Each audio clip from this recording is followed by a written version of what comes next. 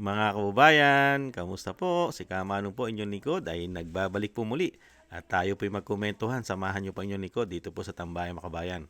At sana po nasa maayos po kayong kalagayan. Magumpisa na po tayo. Komentuhan po natin ang ating Vice President sa kanya pong pahayag. At siya po ay nag-message sa mga supporters po ng mga group, mga organizing birthday events gaganapin po. Ngayon po ay kaarawan ng ating dating Pangulong Duterte. At kaya po nag-message ay may mensahe po ang ating Vice President. At syempre po 10 ng aking pamilya ay bumabati po ng maligayang kaarawan po kay Tatay Digong sa ating dating Pangulong Duterte. Naway madugtungan pa po ang inyong buhay at kalakasan at nang makauwi pa po kayo sa lalong mabilis sa ating bansa. Umpisa na po natin ang message po ng ating Vice President Sara Duterte. Assalamualaikum warahmatullahi wabarakatuh. Madayawag maayong adlaw kaninyong tanan. Magandang araw sa inyo lahat. Today, we celebrate the birthday of my father, our former President Rodrigo Roa Duterte. To all the parallel support groups, volunteers, and the millions of Filipinos here and abroad who organized celebrations to honor him, maraming salamat sa inyong walang sawang pagmamahal at katapatan.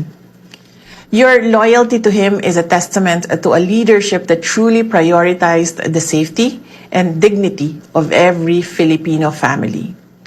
But as we celebrate, we also stand firm. The defense of his rights is a defense of our national sovereignty. We must remain vigilant against the weaponization of the law and the unconstitutional intrusion of foreign bodies that seek to bypass our own courts. Our justice system must remain independent, serving only the mandate of the Filipino people and never the interests of foreign powers. To the Filipino people, thank you for being our strength.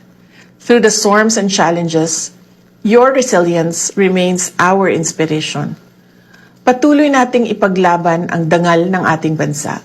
Mahalin natin ang Pilipinas para sa Diyos, sa bayan, at sa bawat pamilyang Pilipino. Syukran. Yan po mga kababayan. Ang ating pong butihing Vice President. At talagang mamimiss mo talaga ang ating Tatay Digong. Talagang yung ginawa po niya, paglilingkod, tapang at malasakit. Ito po, mamimiss mo, lalong-lalo po sa nangyayari sa ating bansa, na talagang talamak ang korupsyon, pamumulitika, at grabe pong manamantala ang mga oligarkiya. Pinagsasamantalahan po ng mga oligarkiya di umano ang kahirapan, lalong-lalo po ngayon ang giyera. Ibang-iba po talaga si dating Pangulong Duterte.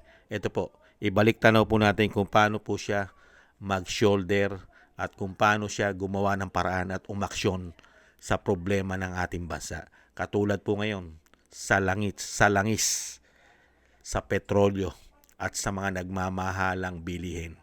Balik tanaw po natin kung paano maglingkod ang ating pong dating Pangulong Duterte. Ito po mga kababayan, balik tanaw po natin.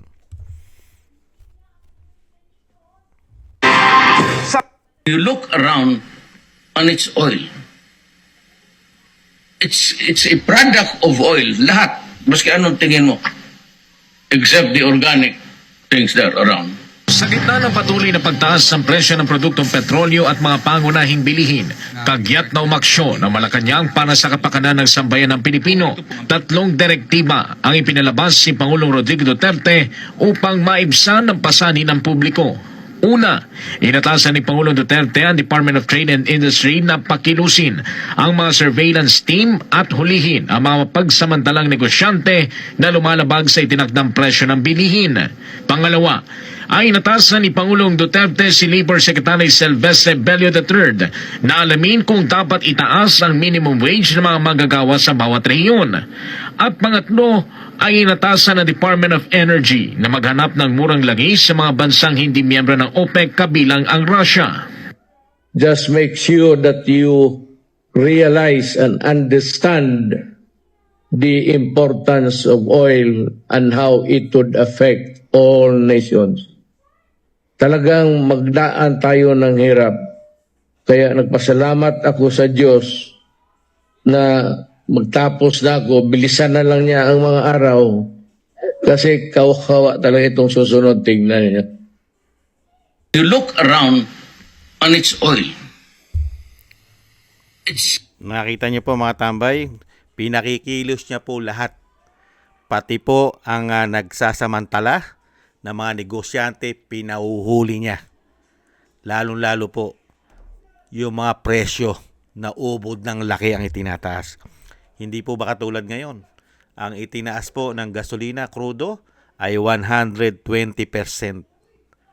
Hindi po ba kung sa panahon po ni dating Pangulong Duterte yan, nahuli na po yan.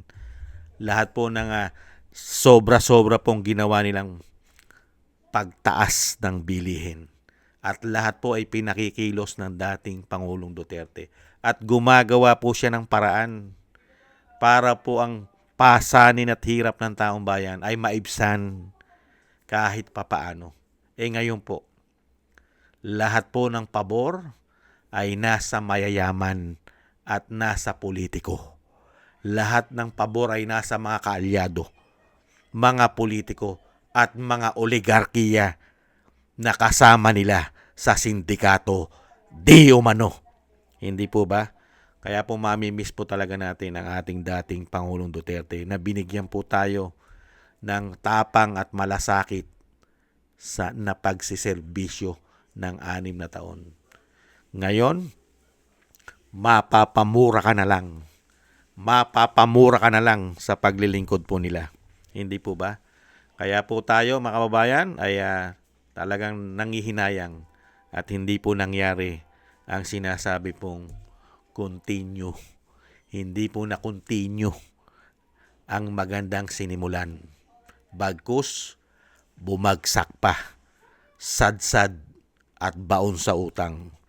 Maraming salamat po Vice President at siyempre po tayo po, kami po, ang aking po sa buong sambayanan ay nananalangin po at nagdarasal po sa mahabang buhay at kalakasan ng birthday boy na si Tatay Digong.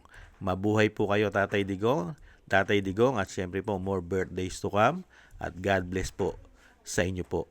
At sana po ay makamit na po ninyo ang katarungan na ginawa pong pamumulitika po sa inyo ng administrasyon po ngayon na nagsabuatan di umano na parang mga sindikato dahil po sa kasakiman sa pera at kapangyarihan. Hindi po ba? Mabuhay po kayo dating Pangulong Duterte, Tatay Digong. At syempre po maraming salamat po kay Vice President Sara Duterte sa ating pong Vice President ay maingatan din po kayo sa kapahamakan, Vice President. At tayo po sa buong mundo ay nakikiisa po at nakikiselebrate po. At syempre po yung mga dasal, napaka-importante po mga kababayan, ang ating mga dasal, panalangin para po sa pamilya Duterte, lalong-lalo po sa ating dating Pangulong Duterte sa kanya pong 81st birthday na po niya. 81st na po ang ating dating Pangulo at siya po ay nasa edad na po ng katandaan at meron na rin pong mga karamdaman. At syempre po napakahirap po na sitwasyon niya na malayo po siya sa kanyang pamilya at wala po siya sa sarili niyang bansa. Mga kababayan, kaya po nagpapalakas sa ating dating Pangulong Duterte ang suporta po natin mga kababayan at ang ating pong mga dasal. Ang ating pong mga dasal ang nagpapatibay at nagpapalakas sa ating dating Pangulo at sa pamilya Duterte.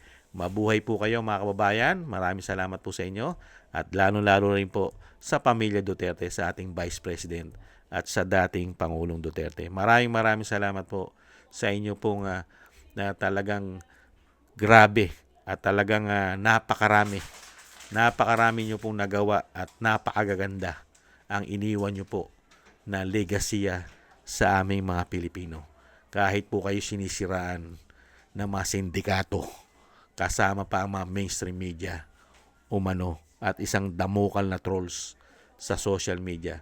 Pero kami po na nakakita ng mga maganda po niyong ginawa, ay never na po namin yan mawala sa aming isip at sa aming mga puso. At yan po ay maikukwento pa namin sa aming mga kaapu-apuhan kung gaano po kagaling ang inyo pong ginawa sa loob ng 6 na taon.